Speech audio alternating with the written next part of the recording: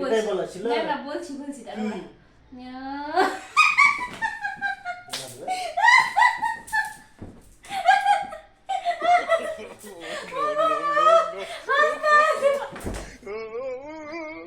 কি হ্যাঁ? হ্যাঁ?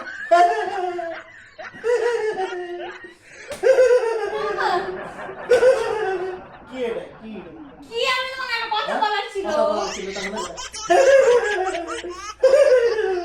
কি এটা তখন থেকে এখানে মেরে মেরে আমার ব্যথা করে দিলা কি হ্যাঁ হ্যাঁ হাত